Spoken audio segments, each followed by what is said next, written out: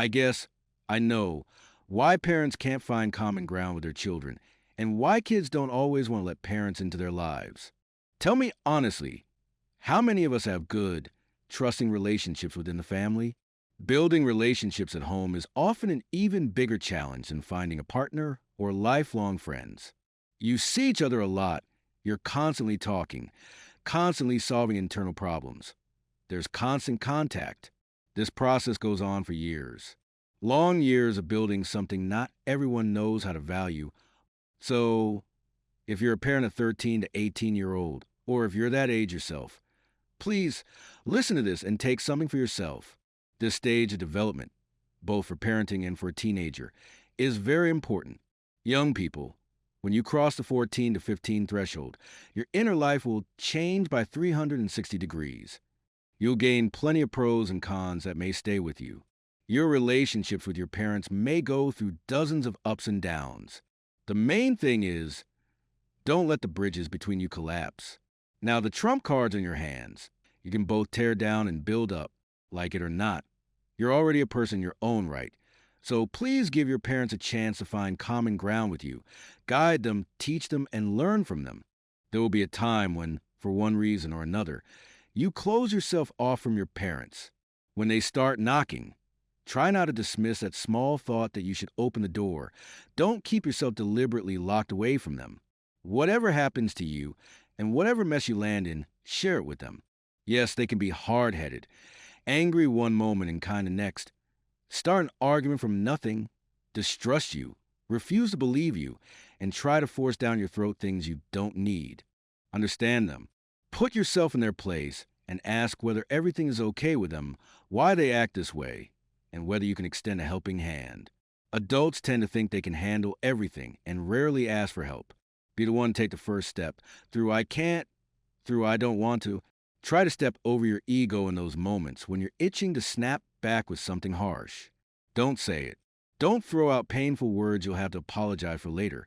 Words meant only to jab at an old wound. It's hard, I know. It won't work right away. But you have time to practice. The main thing is not to be too late. Maybe your parents are entirely different. Maybe they'll never change. And perhaps it would be better to cut ties. But be smart. Weigh all the pros and cons. Think to step through 99.99%. I fully understand such situations, so don't rush to conclusions. Both children and parents should give each other not just one or two chances to find common ground and build relationships worthy of the status she's like a friend to me, or I can talk to them about anything. All of this is a meticulous process that requires both sides to work. There are circumstances where constant quarrels, misunderstandings, relentless control, secrecy, fear, and the illusion of positivity take root. That means something has gone off track. Stop and talk before it's too late, before your paths diverge for good. When the parent-child relationship crosses the point of no return, some things can't be fixed anymore. Don't drive each other to that line. Children, if you're under 18, still living with your parents, and you think they're bad and only making your life worse, you're mistaken in 95% of cases. I believe our parents don't wish us harm. Much of the negativity in this period isn't aimed at you personally. It's about seeing only one right version of events, the unwillingness to consider alternatives, and simple lack of knowledge about many things. Many factors can influence this. One is the upbringing your parents received or didn't receive from their own parents. There are things your parents will be doing for the first time with you, and they don't know where it might lead. They aren't all-knowing. They have weaknesses, but very often they won't admit this or tell you about it when it matters. That doesn't excuse them, not at all, but that's life. You have to learn to see what others refuse to notice. Try to be yourselves. Be happy for your child. Talk to them. No hyperprotection, no serious talks with yelling, and definitely no physical force. If you're already resorting to that, no matter what the child did, there is absolutely a better way. It's crucial not just to keep your cool, but to see things objectively. This is a child, a teenager, your child. Parents, stop thinking for your children. Learn to listen, not only to lecture about how the world works. You don't fully know that yourselves. So, first and foremost, don't silence your kids. Let them speak when they're ready. They shouldn't have to listen only because you're ordering them to, you should listen as well. Try to build a relationship where your child isn't belittled by the snot-nosed label. You're capable of seeing and speaking to them as an equal, the way you want to be treated. Yes, it's hard, but your child will feel it. Your genuine interest, trust, and calm willingness to help, or simply talk with an open heart to learn whether they're truly okay. Hear them. Really hear and understand them. Don't forget their honest conversations with you. Even when it's an argument, especially when it's an argument. Parents, hold yourselves together. Don't yell back. Don't start by shouting. When your child raises their voice, don't immediately shut them down. Hear your own child. Don't think to yourself, what's this little piece of crap going to teach me about life? Try to hear the real truth hidden in each emotional word. This happens in every family, but we often start truly listening far too late.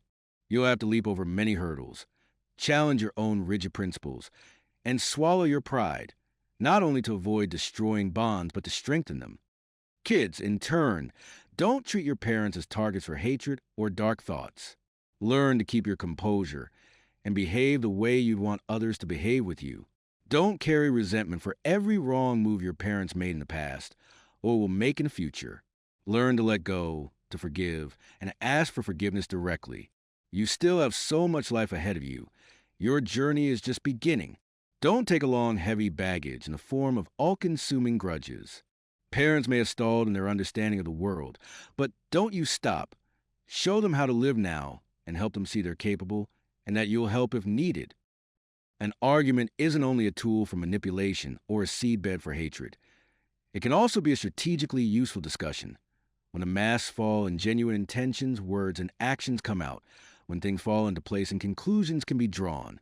And yes, all this may intensify over roughly 6 years, especially in the last 2 before 18.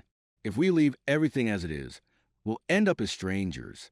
The child who closes off doesn't understand why their parents act that way, why they were never heard, why their mouth was always covered and they were told how to live when they already understood a lot. They simply weren't heard. And parents who then wonder why their child leaves them with words that will be remembered for a long time. Parents who are surprised that, after giving only 20% in raising their child, they receive only backtalk, disrespect, and the same silence they once fed their kid. In this way, they deceive themselves about the rightness of all their intentions, only to possibly admit much later that they were wrong. Parents and children know this. There are no truly hopeless situations. Learn to let go of negativity and create good moments in each other's lives.